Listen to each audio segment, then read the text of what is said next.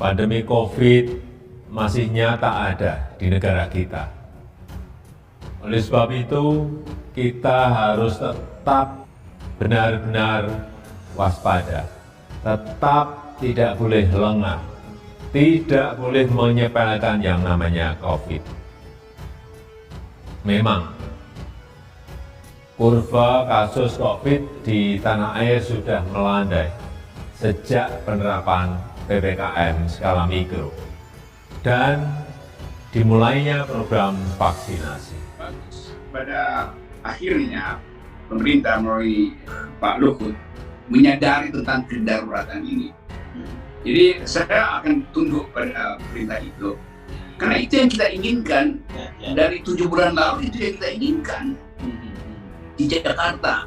Karena saya termasuk orang yang minta supaya karantina Jakarta itu supaya selesai problemnya itu.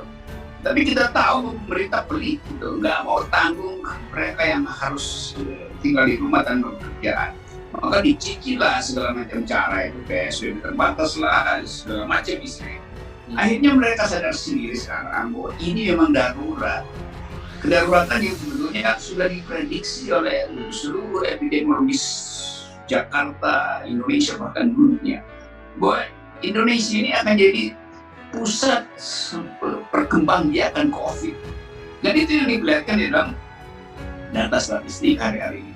Ya karena pelitnya pemerintah gitu kan. Jadi tetap pemerintah menghindari karantina wilayah, kan ini masalahnya. Nah ini sebetulnya sementara pertempuran itu betul-betul disterilisasi dengan upacara pemborbolan itu logiknya kan begitu. Kalau dari awal lockdown itu maka nggak akan ada borgol fisik misalnya atau orang lain.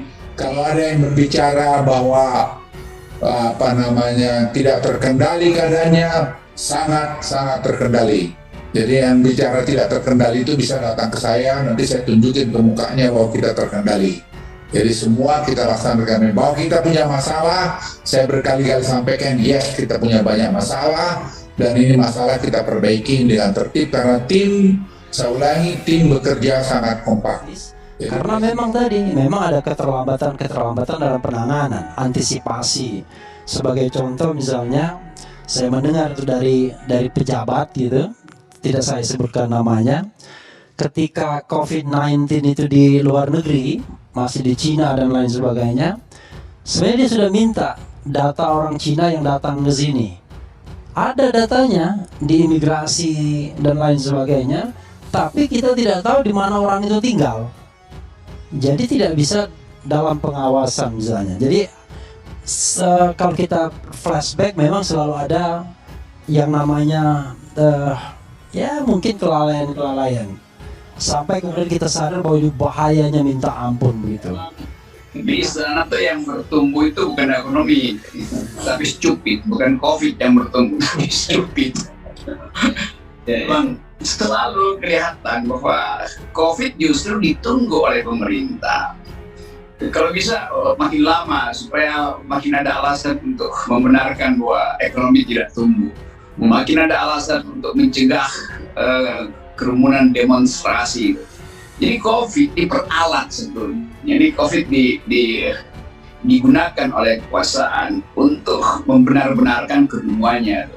Ya si COVID juga merasa ya udah silakan aja kita bertanding gitu antara COVID dan stupid. Ini pertandingan Liga Monas, bukan Piala Eropa ini Piala Monas antara stupid dan Rocky Gerung, Lodi Sandra, jalan pikiran Jokowi, mundur saja. Rocky Gerung memberikan tanggapan soal kinerja Menteri Koordinator Bidang Kemaritiman dan Investasi Luhut Binsar Panjaitan dalam menangani pandemi COVID-19. Menurut dia, Luhut adalah tokoh yang memiliki kemampuan menganalisa keadaan serta membuat prediksi, namun dan tidak bisa melakukan eksekusi. Kemampuan dia untuk menganalisa keadaan Pak Luhut pintar, mampu untuk bikin prediksi, tapi sama juga sebetulnya dia tidak punya kemampuan untuk eksekusi karena pertimbangan macam-macam, terutama pertimbangan bisnis, kata Rocky melalui video yang tayang di channel YouTube Rocky Gerung Official. Dia mengatakan kemampuan Luhut tersandera oleh jalan pikiran Presiden Jokowi yang mengutamakan kepentingan bisnis dalam menangani COVID-19. Jadi Pak Luhut disandera juga oleh jalan pikiran Jokowi, yaitu utamakan bisnis. Mungkin Pak Luhut dalam waktu tertentu mengerti bahwa bisnis ini harusnya ditinggalkan dahulu sementara, tapi dia sudah terkait dari awal, katanya. Rocky menyarankan Luhut mundur sebagai Menteri Investasi. Alasannya agar keputusan penanganan COVID tidak terganggu dengan dia sebagai Menteri Investasi. Cara paling bagus adalah Pak Luhut mundur dari Menteri Investasi sebagai Menteri Maritim saja, supaya dia tidak terganggu dengan fungsi dia sebagai Menteri Investasi, ujarnya. Seperti diketahui, Luhut mendapat banyak kepercayaan dalam kabinet pemerintah Jokowi. Selain sebagai Menteri Koordinator Bidang Kemaritiman dan Investasi, Luhut juga beberapa waktu lalu ditunjuk memimpin penanganan COVID-19 di Pulau Jawa dan Bali. Kepala Badan Komunikasi Strategis DPP Partai Demokrat Herzaki Mahendra Putra bantah tudingan Partai Demokrat dalangi rencana demo Jokowi Endgame Selasa. Juru bicara DPP Partai Demokrat Herzaki Mahendra Putra angkat bicara terkait tudingan mengenai perencana aksi demo bertajuk Jokowi Endgame. Sebelumnya viral beredar sejumlah selebaran yang memprovokasikan adanya demo menolak perpanjangan PPKM hingga bermaksulat Presiden Joko Widodo atau Jokowi. Meski aksi tersebut gagal, sejumlah pihak menuding bahwa Partai Demokrat menjadi dalam rencana kerusuhan di tengah pandemi COVID-19. Herzaki Mahendra Putra dengan tegas membantah tuduhan tersebut. Sebagai perwakilan Demokrat, Herzaki tak menampik bahwa aksi demonstrasi adalah hak konstitusi warga negara. Namun ia yakin semua kader sadar bahwa kondisi saat ini tengah pandemi dan tak sepatutnya aksi tersebut ada. Herzaki bahkan akan mengusut jejak digital terkait isu demo dan dugaan fitnah yang layakkan pada Demokrat. Silakan dicek saja, jejak digital itu kan tidak bisa berbohong. Tidak ada pembicaraan mengenai demo Jokowi Endgame ini di akun media sosial atau media masa yang disampaikan kader kami, kata Herzaki. Nggak ada satupun itu, ibunya tegas. Herzaki menanggapkan bahwa isu tersebut hanya diramaikan oleh pihak-pihak pro pemerintah, terlebih ketika menjelang rencana aksi tersebut diduga akan berlangsung. Yang membuat heboh ini kan hanya kelompok kecil tertentu yang selama ini mendukung pemerintah, ucap Herzaki. Pihak Demokrat mengaku telah melakukan penyelidikan dan menemukan bahwa tidak ada elemen masyarakat yang ingin melakukan demo. Oleh sebab itu, pihaknya heran kenapa isu tersebut seolah menjadi sangat besar. Kami tanya ke BEM perguruan tinggi besar. Kemudian kita bertanya kepada masyarakat sipil atau teman-teman LSM.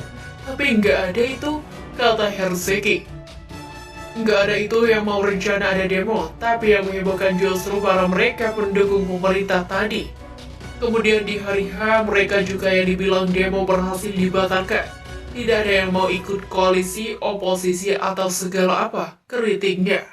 Herzaki menegaskan bahwa Partai Demokrat keberatan telah dituding sebagai biang kerusuhan oleh sejumlah pihak. Tapi kapan rusuhnya? Ini berbahaya loh.